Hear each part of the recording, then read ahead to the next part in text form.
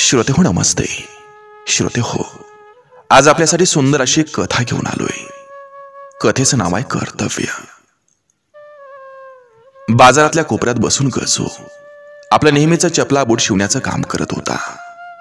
कुणाची तरी चाहूल लागली म्हणून त्यानं आपली मान वर केली.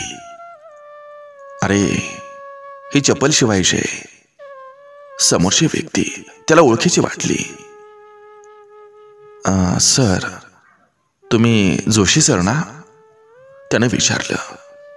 हो. का रे, तू कोण? सर, मी गजानन लोखंडे. झेडपेच्या शाळेत 10वीच्या बच्या वर्गात होतो बघा. तुम्ही आम्हाला इंग्रजी आणि इतिहास शिकवायचे. बरोबर, पण अरे, तुझा चेहरा ओळखू येत नाही. जोशी सर त्याला निरखत म्हणाले. असू द्या ना सर, मी कोणी हुशार विद्यार्थी नव्हतो की तुमच्या लक्षात राहील. पण मग तू हा व्यवसाय का करतोय? सर, आमचा पिढीजात व्यवसाय. आजोबा वडील दोघे हेच करायचे. 10वी सुटलो तेव्हापासून वडिलांची तब्येत ठीक नाही, त्यामुळे शिक्षण सोडून गेले 3 वर्षे हेच करतोय मी. का रे, काय झालं वडिलांना? सर, ते सतत दारू पिऊन त्यांचं लिव्हर खराब झालं, त्यामुळे ते नेहमी आजारीच असतात. हो. आणि तुझे भाऊ? सर, 2 भाऊ आहेत आणि 1 बहीण आहे. तिघही लहान आहेत, शिकतायत. आई पण अशिक्षित आहे. अच्छा. जोशी सर विचारात गढून गेलं. गजून त्यांची चप्पल शिवून दिल्यावर तो नाही नाही म्हणत असतानाही त्याच्या हातामध्ये 10 रुपये कोंबून निघून गेले. काही दिवसांनी ते परत आले. गजूला म्हणाले, अरे, माझ्या मापाचा एक बोट तयार करून देशील का? गजू तयारच झाला. त्यानं माप घेऊन 2 दिवसात बोट तयार करून दिला. सरांना तो खूप आवडला. त्यांनी गजू नाही नाही म्हणत असतानाही त्याला 500 रुपये दिलं. गजूला खूप आनंद झाला. इतकं पैसे त्याला आजपर्यंत कधीच मिळालं नव्हतं. आता त्याच्याकडं नियमितपणे चपला बूट बनवण्यासाठी ग्राहक यायला लागले. सगळे जोशी सरांनी पाठवले असं सांगायचे. काही दिवसांनी सर आले. गजू त्यांना ग्राहक पाठवल्याबद्दल धन्यवाद द्यायला लागला. त्याने त्याला थांबवलं आणि म्हणाले, हे बघ गजू, तुझ्या हातात कल आहे, आणि मग तू असं का करत नाही की तेच एखादी टपरी टाकून त्यामध्ये वेगवेगळ्या साईजचं डझनभर चपलाबूट ठेवलं तर गिरायकांना थांबावं लागणार नाही. हो सर, कल्पना चांगली आहे हो, पण त्याला 10-15 हजार रुपये लागतात ना, आणि तेवढं पैसे नाहीत माझ्याजवळ. अरे मग काही हरकत नाही, मी देतो तुला. पण हे बघ, मला ना तू ते 6 महिन्यात परत करायचं, चालेल? गजू तयार झाला. आठवड्यातच तो बसायचा तिथं टपरी उभी राहिली. महिन्याभरातच गजूचे 15-20 हजार वसूल होऊन 10,000 नफाही त्याला पडला. जोशी सर आल्यावर त्यानं त्यांना 15,000 दिलं. त्याने ते त्याला परत केलं. अरे गजू, मी तुला सांगितलं होतं ना, ही 6 महिन्यांनी मला परत करायचं, आणि 6 महिन्यांची मुदत आहे तुला. हा, 6 महिन्यानंतरच मला परत कर. तोपर्यंत तुझा धंदा वाढवण्यासाठी त्याचा उपयोग करतो.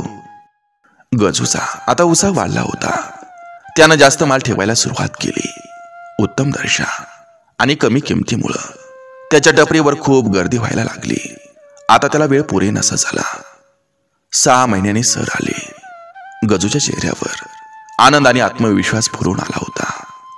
हो सर, खरंच हो, खूप चांगलं चाललंय आता, पण आता पुढं काय करायचं खूप विचार येतोय.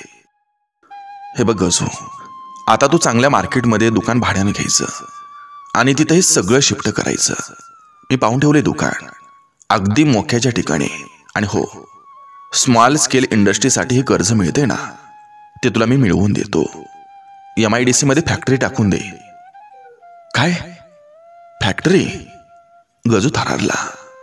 ओ सर, मला जमेल का हे सगळं? अरे गजू, सगळं जमेल, मी आहे ना सोबत. सर त्याच्या खांद्यावर हात ठेवून म्हणाले. गजूनं खाली वाकून त्यांचं पाय धरलं. सर, खरंच खूप करताय माझ्यासाठी तुम्ही. अरे गजू, अरे ते माझं कर्तव्य आहे. त्याला उठवत ते असं म्हणाले, हे बघ गजू, माझे बाकीचे विद्यार्थी परदेशामध्ये नोकऱ्या करतायत, कोणी इथंच मोठा अधिकारी आहेत, आणि मग तोच एकटा मागं राहावा असं मला कसं पटेल रे. गजूच्या डोळ्यात पाणी आलं. 2 वर्षात गजू खूप पुढे गेला. फॅक्टरी वाढली, एकाचे 3 दुकानं झाली. गजूचा गजानन शेठ झाला. झोपडपट्टीतून 3 BHK फ्लॅटमध्ये राहायला गेला. भाऊ बहीण चांगल्या शाळा कॉलेजमध्ये जायला लागले. दरम्यान त्याचं वडील वारलं. वडील गेल्यावर 1 वर्षानं त्याचं लग्न झालं. मुलगी पसंत करायला तो जोशी सरांनाच घेऊन गेला होता. काही दिवसांनी त्याची आई वारली. इकडे जोशी सरांना निवृत्त होऊन 5 वर्ष उलटून गेली. सर आता थकलं होतं.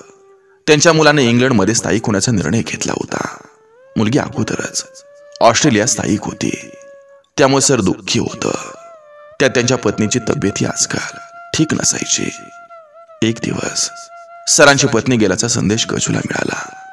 सगळं काम सोडून तो त्यांच्या घरी धावला. सरांची मुलगा मुलगी वेळेवर पोहोचू शकले नाहीत.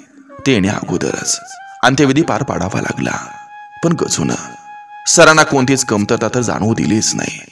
शिवाय 13व्या दिवसापर्यंतचा सगळा खर्चही त्यानंच केला. सगळं आटोपल्यावर सरांच्या मुलानं त्यांना इंग्लंडला घेऊन जायचा खूप आग्रह केला, पण सरांनी मायदेश सोडायला साफ नकार दिला. सगळे निघून गेल्यावर सरांचं एकाकी पण सुरू झालं. ते गजूला बघवत नव्हतं, पण त्याचाही नाईलाज होता. एक दिवस बायकोला घेऊन तो सरांच्या घरी पोचला. त्याला पाहून सरांना आश्चर्य वाटलं. सर, तुमचं माझ्यावर खूप उपकार आहे. तो आज मला अजून एक मदत कराल तुम्ही? अरे गजू, आता तुला मदतीची काय गरज आहे? तू आता खूप मोठा झालाय. बरं ठीक आहे, सांग तुला मदत काय हवे? सर, माझे वडील व्हाल तुम्ही. सर स्तब्ध झाले. मग म्हणाले, अरे वेड्या, मी तर तुला कधीच आपला मुलगा मानले. हा सर, मला तुम्ही मुलगा मानले ना, तर मग मला आता मुलाचं कर्तव्य करू द्या. मी तुम्हाला माझ्या घरी न्यायला आलोय.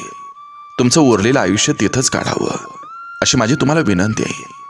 गजू हात जोडत म्हणाला, अरे पण तुझ्या बायकोला विचारलं का? हे बघा सर, तिला विचारूनच मी हा निर्णय घेतलाय. तिलाही वडील नाही आहेत. तुमच्यासारखे सासरे वडील म्हणून मिळाले तर तिलाही हवेतच की. शिवाय पुढं मुलं झाल्यावर त्यांनाही आजोबा हवेतच की हो.